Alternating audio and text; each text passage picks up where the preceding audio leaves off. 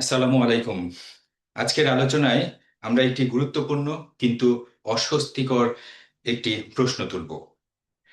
আমরা যারা ইসলামী ব্যাংকে লেনদেন করছি বা ইসলামী ব্যাংকে ডিপোজিট রাখছি মুদারাবা পদ্ধতিতে, অথবা কোনো সংস্থা অথবা কোনো প্রতিষ্ঠান অথবা কোনো কোঅপারেটিভ সোসাইটি বা এনজিও যারা দাবি করছে বা আপনাদের কাছ থেকে ট্রাস্ট বা বিশ্বাস অর্জন করেছে যে তারা ইসলামী ব্যাংকিং করছে অথবা ইসলামী শরিয়া সম্মতভাবে আপনার টাকাকে বিনিয়োগ করবে, তাদের উপর বিশ্বাস করে যারা ডিপোজিট রাখছেন তাদের মনের মধ্যে অথবা যারা সেখানে চাকরি করছেন তাদের কাছে প্রশ্ন যে আমরা কি সত্যি ইসলামী মূলধন গঠন করছি কিনা, নাকি সুদের ব্যবস্থাকেই ইসলামী পরিভাষায় সাজিয়ে উপস্থাপন করছি।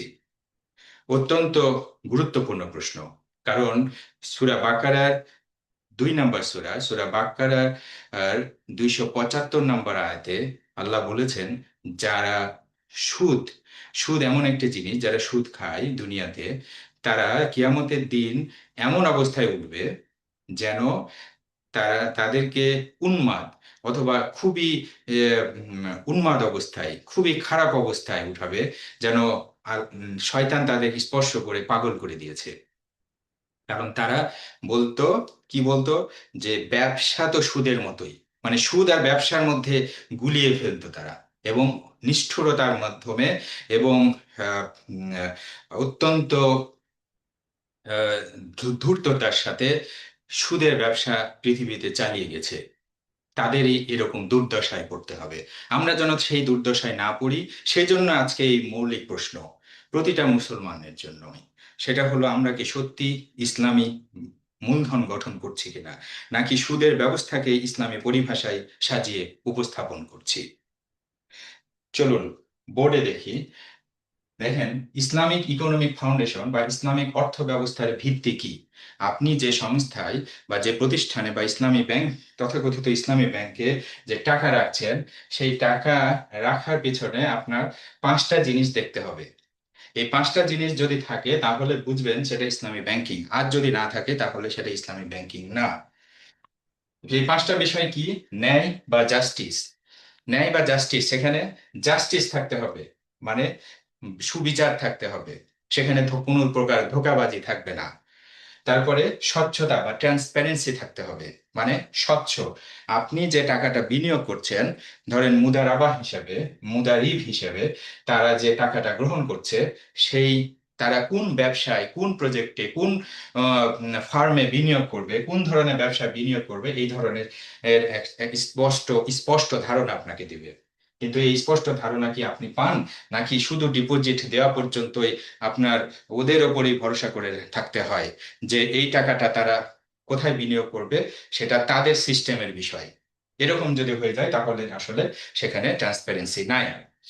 ঝুঁকি বন্টন, এখানে রিস্ক শেয়ারিং থাকতে হবে। অর্থাৎ যে ব্যবসায় আপনি বিনিয়োগ করবেন সেটার ঝুঁকিটা কি হবে সেটা আপনার কন্ট্রাক্ট বা চুক্তিতে লেখা থাকবে, যে এই ব্যবসায় বিনিয়োগ হলো এবং এই ব্যবসায় যে ঝুঁকি থাকে সেই ঝুঁকিটা কতখানি আমরা বন্টন করব সেটার মধ্যে। তারপরে এবং ঝুঁকি সম্পর্কে সঠিক ধারণা, স্পষ্ট ধারণা আপনার থাকতে হবে। তারপরে পারস্পরিক সম্মতি, এই যে ঝুঁকি সম্পর্কে এবং স্পষ্ট আপনাকে ধারণা দিল ব্যবসা সম্পর্কে, তারপরে কিন্তু আপনি মিউচুয়ালি কনসেন্ট দিবেন, মানে পারস্পরিক সম্মতি দিবেন, আপনি এই ব্যবসায় ইনভেস্ট করবেন কিনা সেইটা কিন্তু আপনার কাছ থেকে সম্মতি আদায় করতে হবে। সেই সম্মতি যদি আপনি না দেন তাহলে তো আপনার টাকাটা তারা নিতে পারবে না। বাস্তব সম্পদ সৃষ্টি, এখানে যে টাকাটা দিবেন সেই টাকা দিয়ে বাস্তব সম্পদ বা রিয়েল অ্যাসেট ক্রিয়েশন করতে হবে। বাস্তব সম্পদ, দেখেন এখনকার বর্তমান অবস্থায় অনেক ব্যাংকে বলা হচ্ছে 98% অ্যাসেট খারাপ, কোনো একটা ব্যাংকের হয়তো বলা হচ্ছে, বা 90% অ্যাসেট খারাপ। তো এই অ্যাসেটটা আসলে কি? এই অ্যাসেটটা কনভেনশনাল ব্যাংকিং হিসেবে হলো লোন। লোন খারাপ, যেটার কারণে রিকভারি প্রশ্ন আসে। কিন্তু ইসলামী ব্যাংক যদি রিয়েল অ্যাসেট ক্রিয়েশন করে থাকে, অর্থাৎ সঠিক ব্যবসায় বিনিয়োগ করে থাকে, ব্যবসায় অংশীদারিত্ব থাকে, তাহলে সেইটা তো অ্যাসেটটা লোন না, সেটা রিকভারির প্রশ্ন না, সেটা অ্যাসেটটা থেকে ইনকাম আসবে, সেখান থেকে প্রফিট আসবে। সেটা একটা একটা ব্যবসা প্রতিষ্ঠানটা একটা ইয়ের মতো চলমান একটা রানিং প্রতিষ্ঠান হলো যেখান থেকে আপনার আসলে মানে উৎপন্ন হয় কোনো কিছু, প্রোডাকশন অথবা সার্ভিস উৎপন্ন হয়, এবং প্রোডাকশন এবং সার্ভিস, প্রোডাক্ট এবং সার্ভিস বিক্রি করে আপনি ইনকাম করবেন। কিন্তু সেই রকম কোনো না থেকে এটা এটা কি শুধুই টাকার উপর ভিত্তি করে, বাস্তব সম্পদের উপর ভিত্তি করে যদি না চলে, তাহলে এটা বলা যাবে না যে এখানে অ্যাসেট আছে। অ্যাসেটটা সম্পূর্ণ লোন, টাকা আপনি দিলেন সেটাও লোন হিসেবে, আর আপনার টাকাটা তারা বিনিয়োগ করছে সেটাও লোন হিসেবে। তাহলে পারে হয়তো বলছে যে মুরাবাহা হিসেবে। মুরাবাহা আমি দেখাবো, মুরাবাহা কিভাবে একটা কাগজে আসলে ব্যবসা দেখিয়ে লোন হয়, যেটা আসলে একটা পণ্য বিক্রির একটা নাটক করে তারা লোনই দিয়ে থাকে, যার কারণে রিকভারি প্রশ্ন আসে।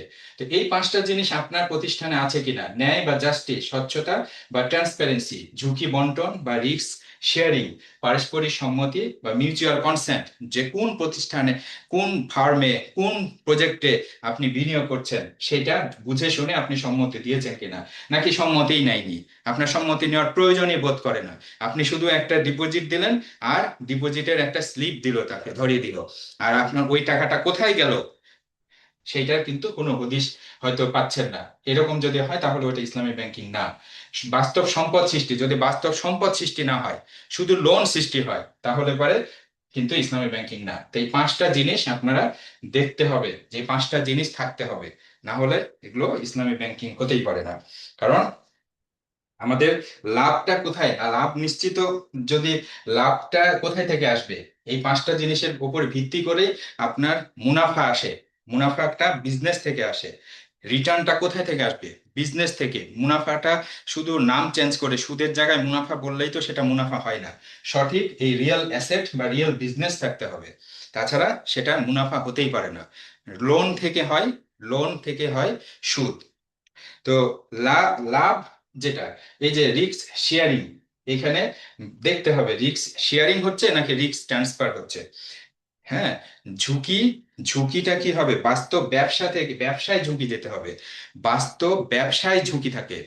এই রিস্ক ট্রান্সফার মানে আপনি লোন নিলেন, ঝুঁকি আমার, যে লোন নিল তার ঝুঁকি, আর আপনি যে টাকা দিলেন, তাহলে ব্যাংকে, ব্যাংক হলো আপনার টাকা ফেরত দিতে বাধ্য থাকবে।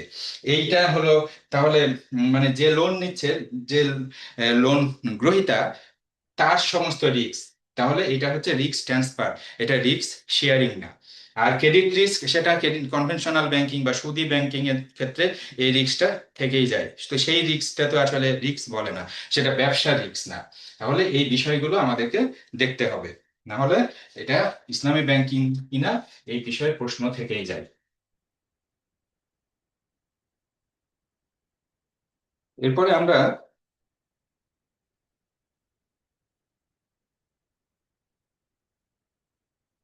দেখেন, আমাদেরকে দেখতে হবে যে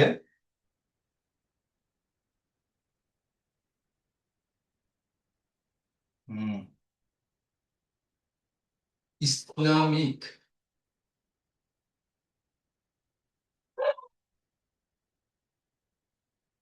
বিজনেস নাকি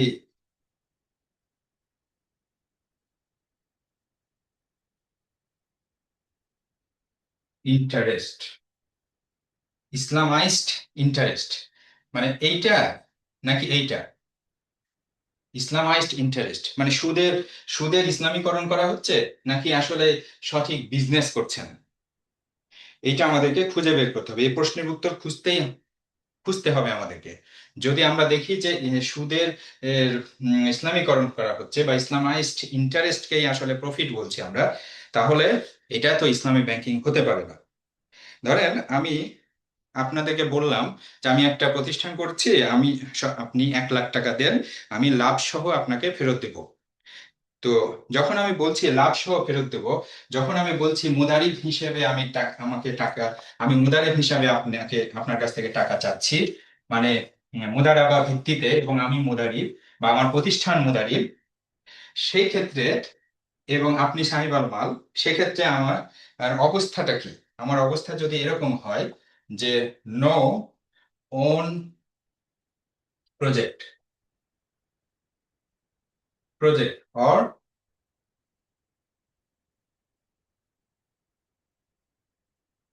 অর বিজনেস অর ফার্ম।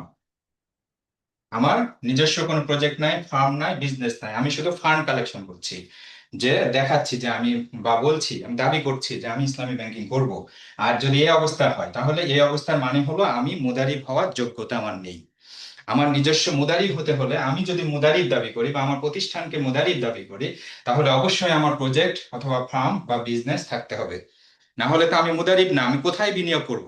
আমার ব্যবসা নাই, আমার প্রজেক্ট নাই, আমার বিজনেস নাই, আমার ফার্ম নাই। তাহলে বিজনেসটা আসলে, আমি টাকা নিচ্ছি শুধু ফান্ড কালেকশনের জন্য, এটা হতেই পারে না। তারপরে নো, যদি এরকম হয়, no defined, defined no defined business, মানে কোনো বিজনেস মানে সংজ্ঞায়িত ভাবে বিজনেস কে বলা যায় যে, সংজ্ঞা হিসেবে বিজনেস যেটা বলে, বিজনেস মানে যেটা বোঝায় বা ব্যবসা মানে যেটা বোঝায়, সেই ধরনের যদি কোনো কিছু না থাকে, তাহলে পরেও আমার মুদারিব হওয়ার কোনো যোগ্যতা নাই। আপনি বলতে পারেন যে সুদ, আমি তো অন্যকে টাকা দিচ্ছি, তো লোন করে যদি টাকা দেয়, আমি আমার আপনার কাছ থেকে আমি লোন করলাম আর আমিও আরেকজনকে লোন দিলাম, তাহলে সেটা তো আসলে কনভেনশনাল ব্যাংকিং এ সুদের কারবার। ঠিক আছে। আর মুনাবাহার মাধ্যমে যেটা দিচ্ছেন, সেটাও তো আসলে পণ্য বিক্রির একটা নাটক করে আসলে টাকা ধার দিচ্ছেন, ঋণ দিচ্ছেন বা লোন দিচ্ছেন। কারণ আপনার যে পণ্যটা আপনি দিচ্ছেন বলে দাবি করছেন বা বিক্রি করছেন বলে দাবি করছেন, সে তো বাজার থেকে কিনতে পারতো, কিন্তু আপনার কাছে কেন এসছেন? আপনি তো ওই বিক্রেতা না। আপনার কাছে এসছে কারণ তার পকেটে টাকা নেই। আর পকেটে টাকা নেই, আপনি তাকে ডেট বেসড ফাইন্যান্স করেছেন।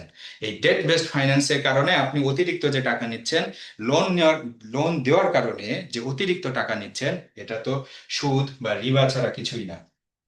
আমি আসলে কি করছি তাহলে? ফান্ড, ফান্ড কালেকশন,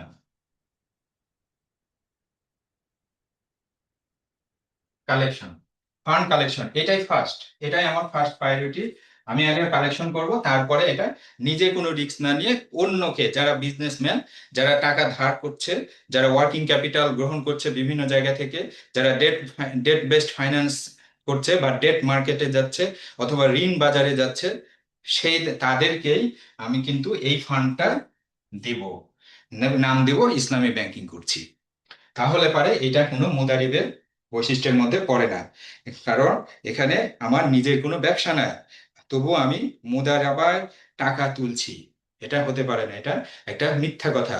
কারণ আমার মুদারিব হওয়ার যোগ্যতাই নাই, আমার প্রজেক্ট নাই, ফার্ম নাই, বিজনেস নাই, কোনো ডিফাইন্ড বিজনেস নাই, আমি ফান্ড কালেকশনটাই আমার ফার্স্ট প্রায়োরিটি, এটা হতেই পারে না।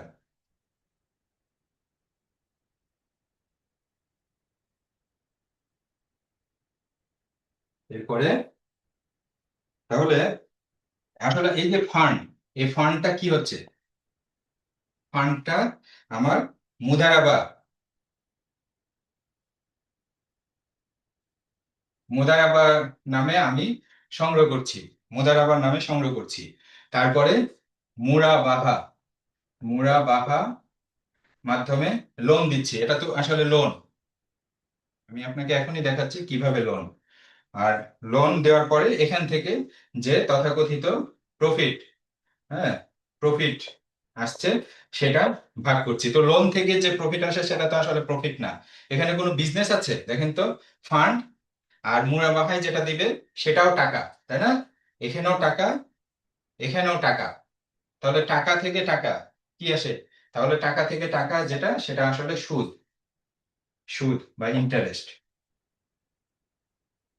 ইন্টারেস্ট।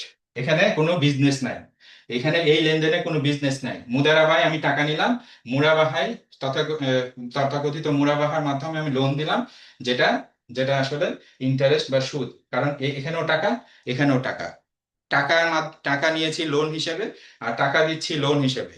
তো অতিরিক্ত যে টাকাটা, সেটা কি? সুদ। এখন আমাদের যদি বাস্তব সম্পদ না থাকে, শুধুমাত্র কাগজে আহ, লেনদেনের একটা কাজ করি, লেনদেন দেখাই, শো করি, দেখাচ্ছি, বিজনেস দেখাচ্ছি, এই যে কাগজে লেনদেন লেনদেন, কিন্তু সিস্টেমের মধ্যে সবকিছুই কিন্তু ওই সুদী ব্যাংকের লেনদেনের মতোই কিন্তু সবকিছু চলছে। তাহলে ঝুঁকিটা কোথায়? এখানে ঝুঁকি, ঝুঁকি হলো এই যে ফান্ড যে দিচ্ছেন, এখানে মুদারিব হিসেবে তথাকথিত যে ইসলামী ব্যাংক, সেই ব্যাংকের ঝুঁকি হলো এখানে যে ফান্ডটা ফেরত দিতে হবে। আর এইখানে যে লোন নিচ্ছে, এইখানেও ঝুঁকি হলো এই লোনটা ফেরত দিতে হবে। তাহলে এখানে যে লোনটা নিচ্ছে, ঝুঁকিটা তার কাছে ট্রান্সফার হচ্ছে। আর আপনি যে ফান্ড দিচ্ছেন ব্যাংকে, সেই ব্যাংকের কাছে এই আহ, ওই ফান্ডটা রিটার্ন করার ঝুঁকিটা ট্রান্সফার হচ্ছে। মানে সে এই ফান্ডটা ফেরত দিতে বাধ্য, আর এখানে লোনটা ফেরত দিতে বাধ্য যে লোন নিচ্ছে। তাহলে এই যে টাকা ফেরত দিতে বাধ্য বা রিকভারি যে বিষয়টা, সেটা কিন্তু লোনের সাথে সম্পর্কিত। এখন যে আহ, দেখেন যে যারা ডিপোজিটররা আন্দোলন করছে অথবা তাদের টাকা ফেরত চাচ্ছে, তারা কি, তারা আসলে ফান্ড দিয়েছে, এখানে কোনো বিজনেসে কোনো ইনভেস্ট হয়নি। কারণ তারা বিজনেস দেখে টাকা দেয়নি। তাদের বিজনেস দেখে টাকা দিলে তারা বলতো যে কই বিজনেস, বিজনেসটা দেখাও, বিজনেসের অবস্থা কি সেটা দেখাও। কিন্তু তারা কিন্তু আসলে টাকাটা চাচ্ছে। কারণ সম্পর্কটা আসলে টাকায় দিয়েই তৈরি করেছি, আমাদের ইসলামী ব্যাংকিং এর নামে যে সম্পর্ক গ্রাহকের সাথে তৈরি করেছি, সেটা টাকার সম্পর্ক, সেটা লোনের সম্পর্ক, সেটা ফেরত দেওয়ার সম্পর্ক। কিন্তু ইসলামী ব্যাংকিং বা ব্যবসায় তো সেই ঝুঁকিটা হলো মূলধনের কোনো আহ, নিশ্চয়তা না। এখানে ঝুঁকি থাকে, এখানে মূলধন হারিয়ে যাওয়ার ঝুঁকি থাকে, লাভেরও সম্ভাবনা থাকে। তো আমরা আমাদের এই যে ফান্ডের মাধ্যমে টাকা, ফান্ড কালেকশনের জন্য যে টাকাটা নিচ্ছি আর বলছি যে আমরা বিনিয়োগ করব ইসলামী শরিয়া সম্মত ভাবে, সেখানে যে জিনিসটা থাকে, যে ইনভেস্ট করে, মানে যে টাকাটা দেয় এই ব্যাংকে বা প্রতিষ্ঠানে, ইনভেস্টর, মানে ইনভেস্টর মানে গ্রাহক, যারা গ্রাহক বলি আমরা, ব্যাংকের যারা গ্রাহক, যারা টাকা দিচ্ছে, ডিপোজিটর, তারা আসলে তাদের সাইকোলজিটা কি, তাদের সাইকোলজি হলো রিটার্ন চায়, রিটার্ন চায়। আর হলো যে ব্যাংক ম্যানেজার সাইকোলজি বা ব্যাংকের সাইকোলজি, সাইকোলজি হলো রিটার্ন, রিটার্ন নিশ্চিত, নিশ্চিত করতে হবে, করতে হবে। মানে ইনভেস্টর, যা ডিপোজিট গ্রাহকদের সাইকোলজি হলো রিটার্ন চায়, তারা টাকা দিচ্ছে, তারা রিটার্ন চায়। যার কারণে তো এই যে এখন আন্দোলন করছে, তাই না, যে আমাদের টাকাটাও দাও, আমার কষ্টের টাকা, এবং এখানে যে প্রফিটটা দেওয়ার কথা সেই প্রফিটটা এখন কমাচ্ছ কেন। স্বাভাবিক দাবি, যৌক্তিক দাবি, কারণ আমার সেই রিটার্নের নিশ্চয়তা নিয়েই টাকাটা নিয়েছে ব্যাংক। ইসলামী ব্যাংকিং করার জন্য টাকা নিলে তাদের কথাবার্তাও এরকম হতো না, এবং ব্যাংকও তাদের সাথে অন্যভাবে মিটিং করতো, তাই না। আর ম্যানেজার বা ব্যাংকের সাইকোলজি হলো রিটার্ন নিশ্চিত করতে হবে। কারণ কি, যে এটা এই দুই সাইকোলজি থেকে আমরা কোন দিকে যাই, আসলে সুদের দিকে যাই। কারণ এই যে টাকা দিতে হবে, টাকা ফেরত দিতে হবে, আর আর এখানে রিটার্ন নিশ্চিত করতে হবে। এই দুই সাইকোলজির কারণে আমরা চলে যাই কোন দিকে, সুদের দিকে। কারণ সাইকোলজিটাই বলছে এটা সুদ। আসলে আহ, যেটা এই রিক্স, এখানে যে রিক্সটা থাকে, রিক্স, রিক্স আসলে ট্রান্সফার হয়, রিক্স ট্রান্সফার হয়, এটা কিন্তু রিক্স শেয়ারিং না।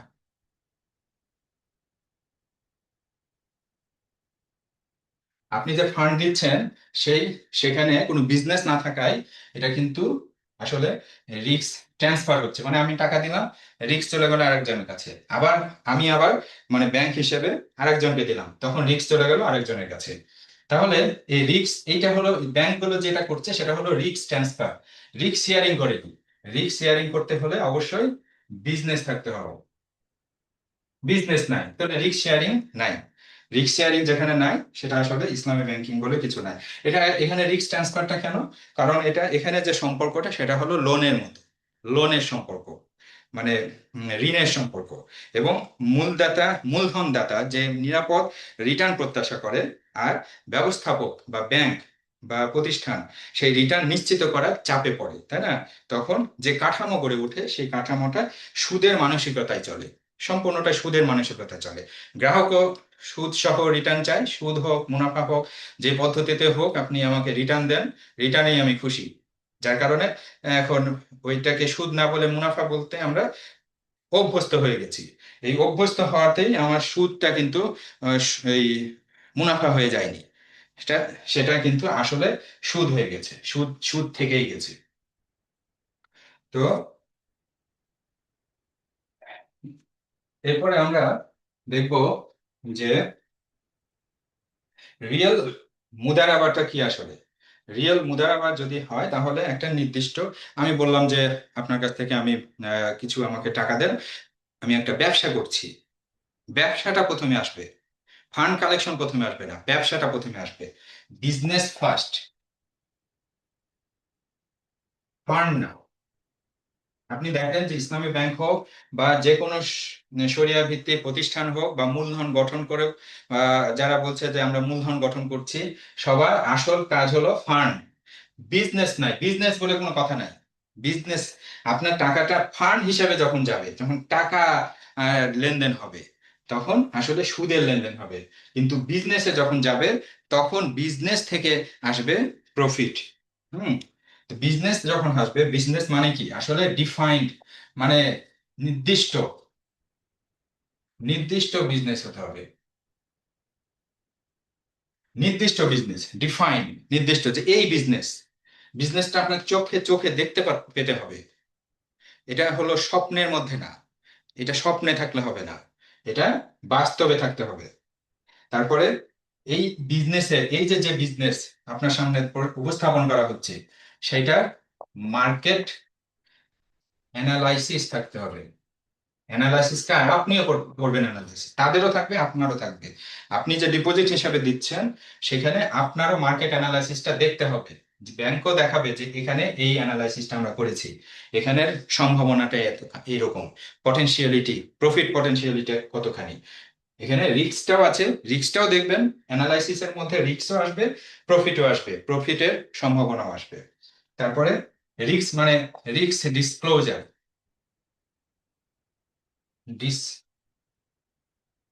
মানে এই যে মার্কেট অ্যানালাইসিস করে আমার রিস্ক ডিসক্লোজার আসবে, এবং তারপরেই করব আমরা ক্লিয়ার, ক্লিয়ার মানে স্পষ্ট কন্ট্রাক্ট, স্পষ্ট কন্ট্রাক্ট করতে হবে। তাহলে আমার ডিফাইন্ড বিজনেস থাকতে হবে, মার্কেট অ্যানালাইসিস থাকতে হবে, এবং সেই অ্যানালাইসিসের উপর ভিত্তি করে রিস্ক ডিসক্লোজার হবে, এবং এই তিনটার উপর ভিত্তি করে আমি ক্লিয়ার কন্ট্রাক্টে যাব গ্রাহকের সাথে, যে আমাকে ডিপোজিটটা দিবে। তারপরে এই চারটা বিষয়ের উপর যে বিজনেসে আমার ইনভেস্ট হবে, সেই বিজনেস থেকে আসবে প্রফিট, সেই বিজনেস থেকে আসবে হলো প্রফিট। কিন্তু শুধু ফান্ড থেকে আসে কি? ইন্টারেস্ট। কারণ এটা টাকা, এটা টাকা, এখানে কোনো বাস্তব সম্পদ নেই।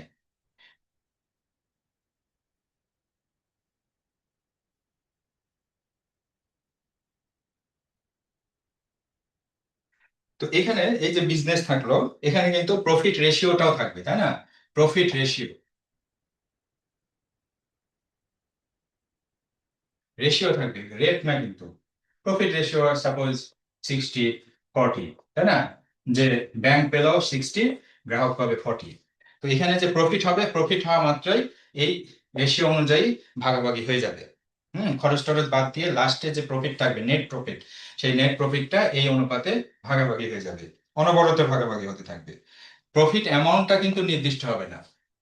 প্রফিট অ্যামাউন্ট, অ্যামাউন্ট আননোন থাকবে, কারণ এটা তো কেউ জানে না। এই যে আন্দোলন করছে 24 সাল এবং 25 সালের যে প্রফিটের যে আন্দোলন, তো ওখানে তো রেট ফিক্স ছিল, তো ওখান থেকে ইসলামী ব্যাংকের রেট থাকে কেন? তো ওখান থেকে 4%-এ নামলো কেন? তাহলে আসলে আপনি ইসলাম ব্যাংকিং করেননি ভাই, আপনারা আসলে সুদী ব্যাংকিংই করেছেন। কারণ এই কারণে আপনার প্রফিট জেনে ফেলেছেন আপনি। আননোন প্রফিট জানলেন কিভাবে?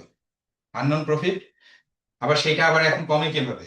যেটা আপনি মানে ভোগ করে ফেলেছেন, আপনি খেলে সেটা কি আর বমি বমি করে উঠাতে পারবেন? মানে আমি খেয়ে নিলাম, এবার ফেরত নিতে পারবেন?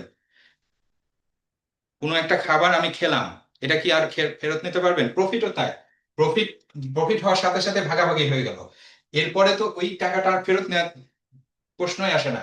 কারণ প্রফিট হওয়ার পর, নেট প্রফিট হওয়ার পরে আহ, গ্রাহক এবং ব্যাংকের মধ্যে যে ভাগাভাগি, সেটা প্রফিটটার মধ্যেই তাদের সত্ত্ব ঢুকে যায়, তাদের অধিকার ঢুকে যায়, মালিকানা ঢুকে যায়। তো মালিকানা ভাগ হওয়ার পরে তো আরেকজনের সম্পদ আপনি কেড়ে নিতে পারেনই না। তা এখন এই মানে এই প্রফিট কমে যাওয়ার মানে মানে ঘোষণাটা আসছে কেন? এটা একটা অযৌক্তিক ঘোষণা, যার কারণে ইসলামী ব্যাংকিং হয়নি বলেই এই ঘটনাটা ঘটেছে। আর লস যদি হয় তাহলে কি হবে? Capital loss. ক্যাপিটাল লস কার দিকে যাবে? সাহিওয়াল মাল। সাহিওয়াল মাল। এটা তো কন্ট্রাক্টে উল্লেখ থাকবে। আপনি যদি ব্যবসা, যে এই ব্যবসায় ওই যে মার্কেট অ্যানালাইসিস করলেন, রিস্ক ডিসক্লোজার করলেন, তাই না, বিজনেসটা দেখলেন, হ্যাঁ, ডিফাইন্ড বিজনেস দেখলেন, তারপরে গ্রাহকের সাথে যে কন্ট্রাক্ট করলেন বা চুক্তি করলেন, সেইটার পরে যখন ক্যাপিটাল লস হলো, তখন তো সাহিওয়াল মালকে সেটা গ্রহণ করতেই হবে। তো এই ধরনের কন্ট্রাক্ট কি গ্রাহকের সাথে করেছেন? নাকি ফান্ড রিটার্ন দেওয়ার প্রতিশ্রুতি দিয়েছেন? তো ফান্ড রিটার্ন দেওয়ার যেহেতু প্রতিশ্রুতি দিয়েছেন, এখন তো আপনাকে এই টাকাটা ফেরত দিতেই হবে। এখানে ইসলামী ব্যাংকিং হয়নি বলেই এখন গ্রাহকেরা শাহিমাল মাল হয়নি, যার কারণে এইটা তারা মেনে নিতে পারছে না। আর এফোর্ট, ওদের ক্যাপিটাল লস হলো, আর ব্যাংকের কি লস হলো? ব্যাংকের লস হলো এফোর্ট লস। এটা তো স্পষ্ট, মেনে নিতে হবে। কিন্তু এই ঘটনাটা ঘটেনি। এই ঘটনাটা ঘটলে আমাদের ব্যাংকগুলো, ইসলামী ব্যাংকগুলো খারাপ অবস্থায় কখনোই যেত না। তা আমরা এই মৌলিক বিষয়গুলো বোঝার চেষ্টা করব এবং জানার চেষ্টা করব। আমরা যদি ইসলামী ব্যাংকিং এ চাকরিও করে থাকি, তারপরেও মানে এরকম না যে মিথ্যা জিনিসকে সত্য বলে জানবো। আমি পাচ্ছি না, আমি যেহেতু অন্য কোনো চাকরি পাইনি বা পাওয়ার সুযোগ নাই, বা মানে সম্ভব হচ্ছে না, যার কারণে আমি চাকরি করছি, কিন্তু সত্যটা আপনি জানবেন। সত্যটা জানতে কোনো সমস্যা নাই। তারপরে আল্লাহর কাছে দোয়া করবেন যে আমাকে সত্য পথে, সঠিক পথে ইসলামী ব্যাংকিং করার তৌফিক দান করো। তো আমরা জানার চেষ্টা করছি এখানে। আপনার কাউকে এখানে দোষারোপ করার চেষ্টা করছি না, আমি সত্য জিনিসটা আপনাদের সামনে তুলে ধরছি। এরপরে সত্যটা যখন জানবেন, তারপরে কি আপনাদের প্রতিক্রিয়া হবে, অথবা পরবর্তী কার্যক্রম কি করবেন, সেটা আপনারা সিদ্ধান্ত নেবেন। কারণ প্রত্যেককেই তার কর্মফল ভোগ করতে হবে পরকালে, তাই না? আমরাও সেই বিষয়ে সচেতন থাকবো। তা আমরা এখন যেটা দেখবো সেটা হলো যে তথাকথিত মডেল, এই যে ইসলামী ব্যাংকিং এ যেটা চলছে সেইটা, আর প্রকৃত মুদারাবা। তথাকথিত তথাকথিত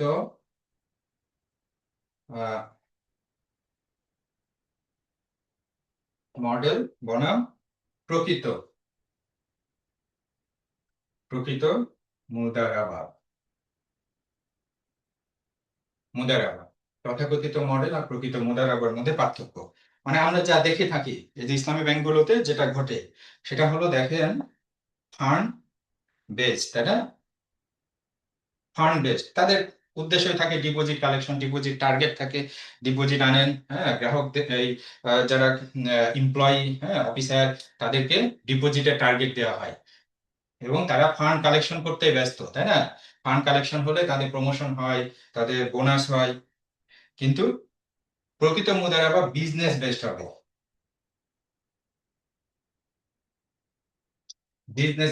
বিজনেস বেসড যদি হতো তাহলে এমপ্লয়ীদের এই যে টেনশন, ডিপোজিট কালেকশনের যে টেনশন, সেটা থাকতো না। তারা বিজনেস নিয়ে ব্যস্ত থাকতো এবং এটা তারা জব স্যাটিসফ্যাকশন থাকতো। কিন্তু ব্যাংকারদের বর্তমানে কিন্তু জব স্যাটিসফ্যাকশন জিরো, জিরো থেকে আরো মাইনাস লেভেলে চলে গেছে। কিন্তু যদি আসলে প্রকৃত ব্যাংকিং থাকতো, প্রকৃত ইসলামী ব্যাংকিং থাকতো, তখন তারা কি করতো? তারা আসলে বিজনেস করতো এবং বিজনেসে তাদের মেধা ক্ষয় করতো, খরচ করতো, এবং মেধা খরচ করতে তার এক্সপিরিয়েন্স হতো এবং ভালো অফিসাররা ভালো বিজনেসম্যান হিসেবে নিজেকে প্রতিষ্ঠিত করতো ব্যাংকের স্বার্থে, যার ফলে তারা তাদের জব স্যাটিসফ্যাকশন থাকতো। আজকের ব্যাংকারদের যে অবস্থা, সেটার জন্য এই ফান্ড বেসড এই মডেলটা দায়ী, যেটা হলো সুদী ব্যাংকের মডেল। তারপরে রিটার্ন মাইন্ডসেট।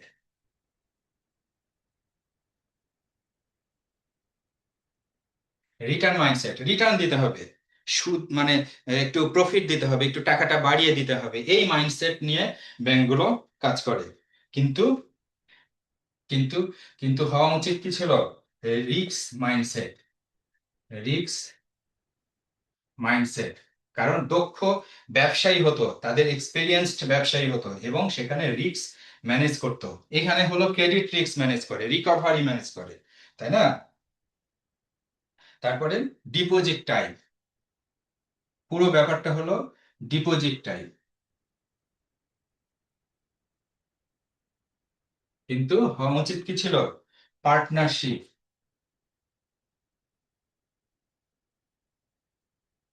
ডিপোজিটর যারা, তথাকথিত ডিপোজিটর যারা, তারা হলো পার্টনার হয়ে যেত, তারা হয়ে যেত শেয়ার হোল্ডার।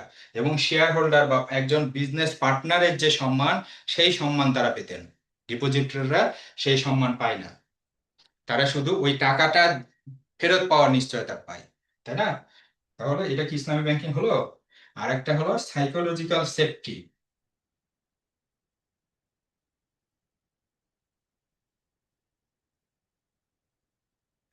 সাইকোলজিক্যাল সেফটি মানে আমার টাকাটা নিরাপদে থাকবে তো, আমার টাকাটা ফেরত পাবো তো, এই কথাগুলোই তো আমাদের মাথায় ঘুরে, তাই না? এবং কথায় কথায় ঘুরে। কিন্তু হওয়া উচিত ছিল ইকোনমিক ইকোনমিক এক্সপোজার। এক্সপোজার মানে অর্থনৈতিক অবস্থা, মানে রিয়েল বিজনেসের যে লেনদেন, প্রোডাক্ট এবং সার্ভিস উৎপাদন করা এবং সেটা বিক্রি করা, বাজারে ডিমান্ড সাপ্লাই এবং প্রাইসের মধ্যে যে সম্পর্ক, সেই সম্পর্কের মধ্যে চলে যাওয়া, সেইখানে এক্সপিরিয়েন্স নেওয়া। এখানে লোনের মধ্যে আমরা চলে গেছি, আমরা হলো চলে গেছি হলো এই যে ফান্ড বেসড রিটার্ন মাইন্ডসেট এবং ডিপোজিট টাইপ এবং সাইকোলজিক্যাল সেফটি, যে নিরাপদ আছে কিনা, এবং নিরাপত্তার জন্য দেখেন যে আমার ইন্স্যুরেন্স আছে, হ্যাঁ, ফেরত দেওয়ার জন্য। তারপরে ওই ফেরত, যাকে লোন দিচ্ছি তার ফেরত টাকাটা ফেরত নেওয়ার জন্য রিকভারি টিম আছে, এবং সেইখানে যে টাকাটা লোন দিচ্ছি সেটার এগেনস্টে আমার সম্পদ বন্ধক রাখা হচ্ছে। মানে সেফটিটা ইম্পর্টেন্ট, ফেরত পাওয়াটা ইম্পর্টেন্ট, রিটার্ন পাওয়াটা ইম্পর্টেন্ট। তো এই হলো আমাদের অবস্থা। কিন্তু প্রকৃত মুদারাবায় কি থাকবে? বিজনেস বেসড হতে হবে, রিস্ক মাইন্ডসেট থাকতে হবে, পার্টনারশিপ হতে হবে এবং ইকোনমিক এক্সপোজার হতে হবে। এইটাই হলো মুদারাবা, এটাই হলো ইসলামিক ব্যাংকিং। এইটা কি আছে আপনার ইসলামিক ব্যাংকিং এ? যদি না থাকে, আর এটা যদি থাকে, তাহলে এটা সরাসরি সুদ, এবং এটা আসলে কনভেনশনাল ব্যাংকিং, এবং ইসলামের নামে সুদকেই প্রতিষ্ঠিত করা হচ্ছে, মানে সুদের ইসলামীকরণ করা হচ্ছে, ইসলামাইজড ইন্টারেস্ট এখান থেকে পাচ্ছি। এটা হলো যে তথাকথিত মডেল। এই মডেলে ইসলামী ব্যাংকিং কখনো সম্ভব না। তো পার্থক্যটা আমরা বুঝতে পেরেছি। আমরা কি বিজনেস আর মানে সূরা বাকারার 275 নম্বরে আল্লাহ বলছেন কি, ওখান থেকে আমরা কি পাই? আমরা পাই, সেটা হলো বিজনেস। বিজনেস হলো হালাল, তাই না? হালাল। আর রিবা, রিবা হলো হারাম। সোজা কথা, রিবা হারাম, বিজনেস হালাল। বিজনেস হলো সেই ফল, মানে সেই গাছ। কোন গাছ? সেই গাছ যেটা হলো লোন। এটা হলো লোন। আর এই লোন, এখানে যে ফলটা ফলে সেটা হলো সুদ, বা সেই ফলটার নাম হলো সুদ বা ইন্টারেস্ট। ইন্টারেস্ট, এই লোন গাছটা কেটে ফেলতে হবে। এই লোন গাছের এই এই গন্ধক ফল থেকে আমাদের দূরে থাকতে হবে। এটা একটা গন্ধক ফল। হ্যাঁ, এইটা থেকে এইটা এখানে যে ফলটা থাকে সেটা হলো ইন্টারেস্ট। ওই ফলটা খাওয়া যাবে না, ওটা খুব রসালো, খুব চকচকে, এবং খুব, মানে এই ফল না খেলে আপনি বাঁচবেন না, এরকম একটা প্রভাব চলছে আমাদের সমাজে। কিন্তু আমাদের পরকালের জন্য যদি ভেবে থাকি, তাহলে এই ফল তো খাওয়াই যাবে না, এই গাছটাই বাদ দিয়ে দিতে হবে, এই গাছটা কেটে ফেলতে হবে ইসলামী ব্যাংকিং থেকে। তাহলে পরে আমরা সুদ থেকে বাঁচবো। কারণ রিবা একতরফা ঝুঁকি স্থানান্তর করে, যে লোন নেয় তার কাছে ঝুঁকি চলে গেল। অংশীদারিত্ব, ঝুঁকি ভাগাভাগি করে। ব্যবসা হলো, ব্যবসায় যখন একসাথে বিজনেস করবেন বা আপনি বিজনেসের মধ্যে টাকা ইনভেস্ট করবেন, তখন ঝুঁকি ভাগাভাগি হয়। আর আর হলো যখন লোন নেন, তখন রিস্ক ট্রান্সফার হয়, ঝুঁকি একতরফা ভাবে একজনের কাছে চলে যায়। হুম। তা আমরা আমরা কি করব? আমরা আমরা কোন দিকে যাব? আমরা কি মানে ইসলামিক, ইসলামিক নেমিং, নেমিং এ থাকবো নাকি আমরা ইসলামিক, ইসলামিক স্ট্রাকচারে যাব? ইসলামিক স্ট্রাকচার না থাকলে শুধু নাম পাল্টালে কিন্তু আপনার আহ, কিছু থাকবে না, মানে ইসলামী ব্যাংকিং হবে না, সেখান থেকে প্রফিট আসবে না, সেখান থেকে আসবে সুদ। তো আমরা ইসলামী অর্থ ব্যবস্থায় শক্তি, ইসলামী অর্থ ব্যবস্থার শক্তি কি পরিভাষা না তো, বরং কাঠামোর বিশুদ্ধতায়, কাঠামোর বিশুদ্ধতাই হলো ইসলামী অর্থ ব্যবস্থার শক্তি। কাঠামোটা পরিবর্তন করতে হবে। যদি আমরা সত্যি শরিয়াসম্মত অর্থনীতি চাই, তাহলে আমাদের মনস্তত্ত্ব কাঠামো এবং চুক্তির ভিত্তি, মনস্তত্ত্ব কাঠামো এবং চুক্তির ভিত্তি সবকিছু পুনর্বিবেচনা করতে হবে, সবকিছু পরিবর্তন করতে হবে। আল্লাহ আমাদের সবাইকে সঠিক বুঝ দান করুন। আসসালামু আলাইকুম।